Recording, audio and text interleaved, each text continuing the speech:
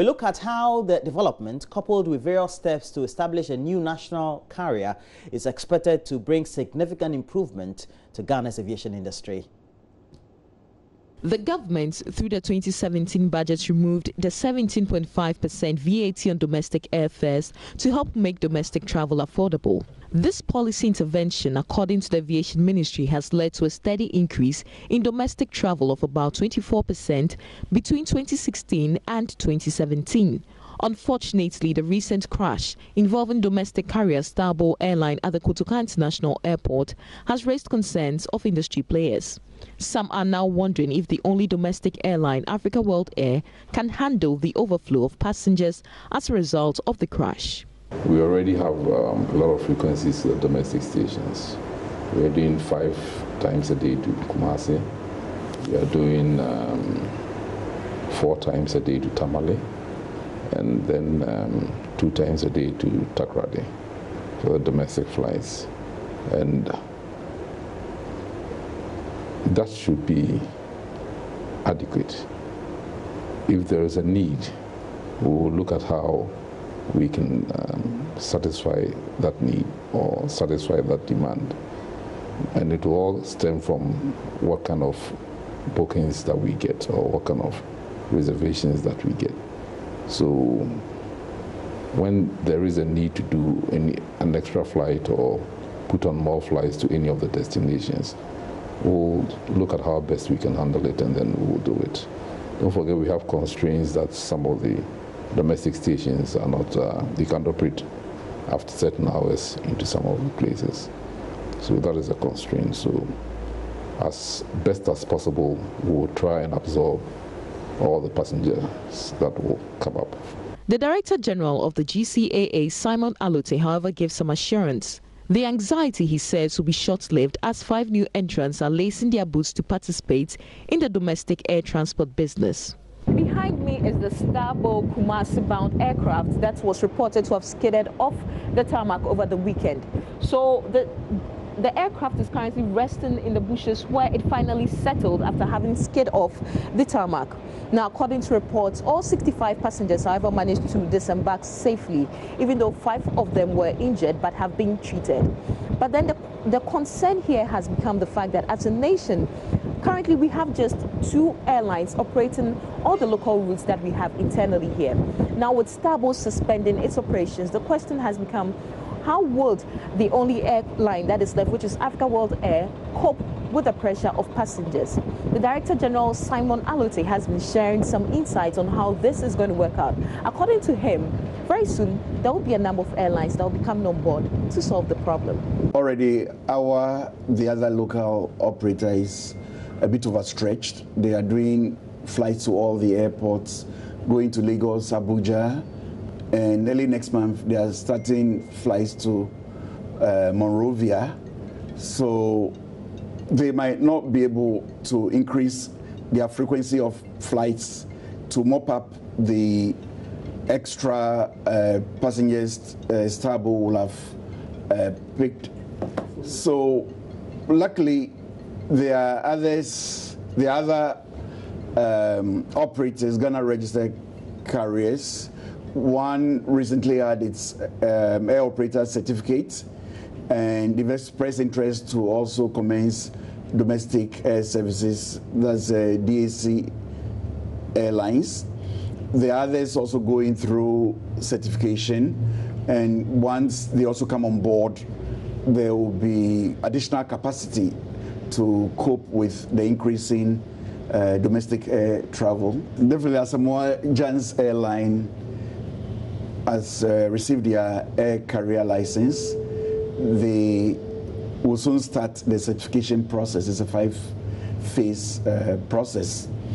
Then we have Montran Air. They also have an ACL. And there's Gold Star going through certification. We have Smile Air going through certification. And there is DAC Airlines, which has just received their air operator certification. So things will get better, definitely. There'll be more competition. The Ghana Civil Aviation Authority also adds the quest to establish a national carrier is still underway. Established in July 1958 by government, Ghana Airways was the official national carrier until its demise in 2004.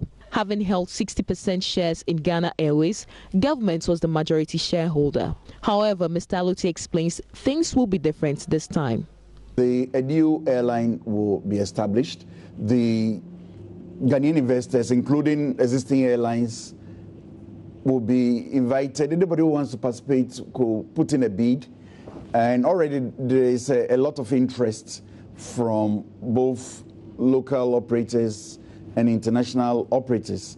So the concept is to get the carrier established with government having some shares, but no controlling interest. The strategic investor or investors will actually manage, operate the airline. Government will be represented, of course, at the board level to pursue its interests. So it's not necessarily empowering a Ghanaian, an already existent Ghanaian registered carrier to, operate on some of the routes for which we have traffic rights, but it's establishing a totally new airline with government having some participation in it. Some analysts have been of the opinion that there's no need for an entirely new carrier and that a strong home-based carrier will be good enough to fly the national colours. For you to be an aviation hub, you need to have a strong home-based carrier. I'm not saying a national carrier, I'm saying a strong home-based carrier that can feed and defeat airlines that are operating into the country and effectively compete on the long-haul routes. Now, unfortunately, up until now, Ghana has not got a strong home-based carrier with a wide network to be able to service this industry. That should be the focus of Ghana next. Ghana has done a lot in the aviation sector to really make the industry very competitive in the country. But what remains to be done is for them to get a strong home-based carrier to complement all that they have done. But with the aim of becoming an aviation hub, there is still a compelling case for the country to have a carrier of its own. To this end, the ministry strives to make air travel in Ghana reliable in the STAP region with initiatives like rapid expansion of the Kotoka International Airport, as well as implementation of solid safety measures. We are doing everything within our power to make sure we have things put in place, to make sure we mop up passengers along the West Coast, especially from Nigeria, to use this as an originating traveling place. So I believe, on the West Coast we have at least 350 million people living in our sub-region. And I believe if we even take like 150 million traveling, Ghana's share could be maybe a quarter of that because of our strategic importance in the region. On the part of the regulator, that's the Ghana Civil Aviation Authority, we are putting everything in place to assure the public that it's still very, very safe to travel by air. Indeed, air travel is the safest of all means of transportation. Safety Regulation Department will continue to undertake its continuous surveillance operations of the operators. So with regards to safety, we'll continue to maintain our high standards. Total passenger throughputs at the airport in 2016, as recorded by the Ghana Airports Company Limited, stood at about 2.3 million.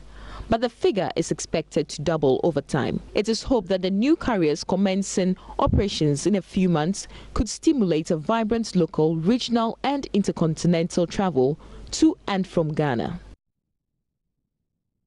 And that's it for AM Business this morning. Please follow us as we look at potential stories to discuss on the segment, the AM Talk. As we do that, please make sure that you get interactive. On Facebook, we have our page, JoyNews on TV. It's where we always tend to get a lot more of your messages, and we'll be grateful to have more of those messages today. But please, stick and stay. We'll be right back as we discuss a lot more on AM Talk.